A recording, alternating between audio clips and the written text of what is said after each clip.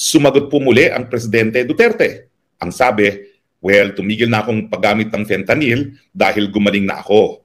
At saka ang fentanyl prescribed. Ang cocaine prescribed ba yan? Sino nag-supply sa inyo?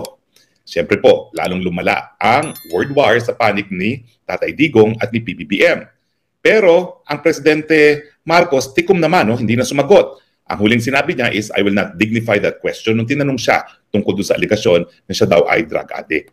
So, mas matindi pa yung mga sinasabi ni Presidente Duterte sa kanyang press conference sa Davao, no? Na di umano ang pirma, yung charter change kung saan binibili nila mga lagda, ay para daw talaga mapahaba ang termino ng Presidente Marcos. At talagang idinawit ni Presidente Digong si Lisa Araneta Marcos at si Speaker Romualdez dito sa sabuatang ito. So ang tanong, talaga bang banatan na? Talaga bang matirang matibay? Well, fortunately, mga kaibigan, no? Dalawang Duterte pinag-uusapan natin. Si dating Presidente Rodrigo Roa Duterte at si Inday Sara Duterte. Now, sa mulat-mula, alam naman natin na talagang hindi naman inendorso ni Presidente Duterte si PBBM. Nagsalita pa nga siya ng isang kandidato para sa presidente na di umano nga ay drug addict pero hindi niya pinangalanan. Ngayon lang siya nagpangalan. Ngayon, malinaw na ang tinutukoy niya ay si PBBM. Pero si Inday Sara, sumapi naman siya sa Uniteam. Ang tingin ng marami, sumapi siya sa Uniteam bagamat tutulong ama niya kasi nga nais niyang patunayan na may sarili siyang tindig bilang isang tao at bilang isang politiko. Saka syempre, nandyan na yung ayaw niya na tumakbo ng presidente at ayaw niyang kunin na vice-presidente yung gusto ni Presidente Duterte, si Bongo. So parang talagang ini-establish niya na meron siyang sariling paninindigan at hindi po pwedeng madiktahan. Okay, so malinaw po yan. So ngayong may ganyan na nga, ano ba? Talaga bang banatan na?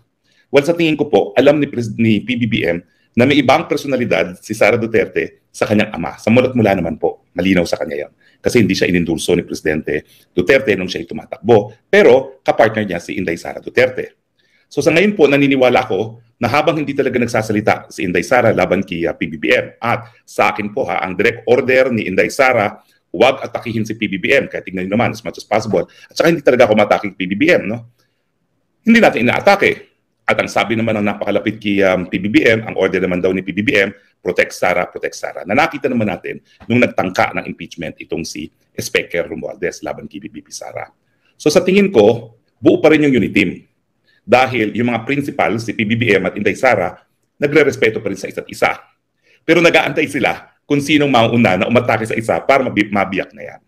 Kumbaga, ang tingin ko, hindi pa nga biyak ang Uniteam, papunta na ron, hindi lang natin alam kung sinong magbibiyak niyan. Kinakailang bang tuluyang mabiyak? O sa tingin ko, hindi naman. Pero sa parte kasi ng mga Duterte, parang meron silang mga hindi po pwedeng i-compromise. Unang-una, hindi dapat mapadala si dating Presidente Duterte at si Inday Sara sa Hague para ipakulong. Di ba naintindihan nyo naman yan? Alam nyo naman kung bakit. Kasi nga hindi na tayo miyembro ng ICC at bukas ang mga lokal na hukuman. So dito sila mag-file ng kaso. Dahil kung sa ICC tayo pupunta, parang nabaliwala yung soberenya at yung national jurisdiction ng mga Pilipinong hukuman. So sa tingin ko po yan, non-negotiable. Ang problema, si Speaker, sinusuway palagi ang kanyang presidente na para bagang siya talaga may control sa gobyerno. No? So ang importante, dapat siguro isulat yan ni Presidente sa isang presidential issuance. Memorandum circular sa lahat ng mga ahensya ng ehekutibo. Pinagbabawal ko kayo makipagtulungan sa ICC.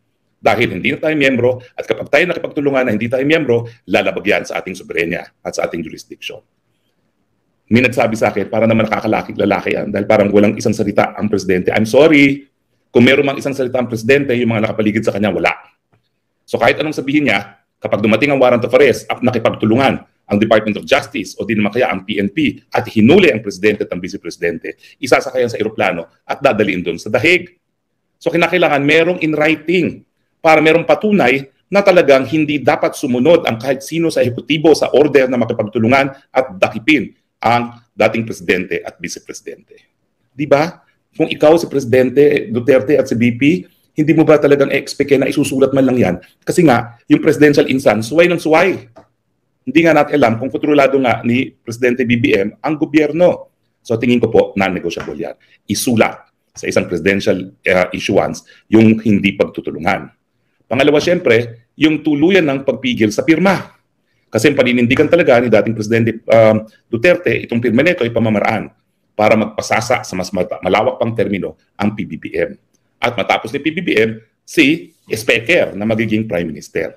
At ang pamamaraan nila ay para tanggalin nga ang boses ng Senado, no? So sa akin, yan yung non-negotiable, itigil ang pirma.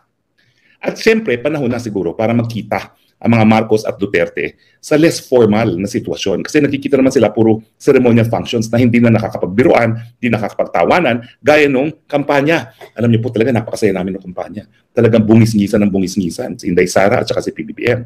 Sana maibalik yung mga panahon na yun na may ganyang rapport. Pero alam naman natin na nung inisnab ni Lam si Inday Sara, mukhang hindi sasama itong si Lam kapag nagkaroon ng intimate social gathering ang dalawang presidente at vice president. Malinaw na malinaw sa kanyang mukha na talaga yung galit niya kay Inday Sara. Ba't siya magagalit kay Inday Sara? Wala ngang masamang sinasabi si Inday Sara. Ako, pinagbibilinan, wag mong aatakihin ang PBBM. O, si PBBM naman ang sinasabi, protect Sara. Bakit galit na galit siya kay Inday Sara? Well, ang teorya ko nga, teorya lang naman to, hindi to kumpirmado. Ito naman kasi si PBBM, masyadong touchy-touchy nung eleksyon kay Inday Sara. Diba? Touchy-touchy siya talaga. Sa kanya, walang ibig sabihin yun, walang mali siya. Kasi 60 anyos na siya at 45 years old naman si Inday Sara. Tingin ko walang mali siya yun. Kaya lang, syempre, ang duda ko lang, baka naman nagseselos itong si FL dahil touchy-touchy nga siya. Bagamat, 3 beses ko lang nakita si FL nung eleksyon. Pero nung 3 beses na yun, pinagmamasdan ko siya at talagang parang hindi siya approve sa touchy-touchy na PBBM. Miski walang ibig sabihin yung touchy-touchy na yun. Sana mali ako. Teorya ko lang naman yan. Pero ibang klase yung galit sa mukha niya nung inisnab niya si Inday Sara. At syempre, marami nag-react. Si Inday Sara, inisnab si Speaker. Pero bakit hindi masyado nagalit kay Inday Sara? Kasi mas mataas si Inday Sara kaysa sa Speaker. Ang mandato niya, 32 million. Ang mandato siguro ni Speaker, mga 100,000 yung boto sa Tacloban.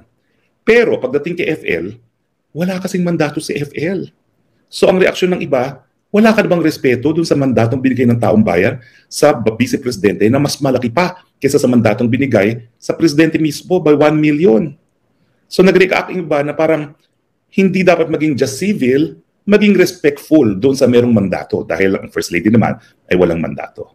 Pero hayaan na natin, siguro halong selos, halong panggagalaiti sa mga sinabi na ni dating Presidente Duterte. Pero kung ako naman si Lam, hindi ba alam naman niya na hindi naman mabuti talagang samahan ng pamilyang Duterte na ngayon na lang yan nagkakasama-sama.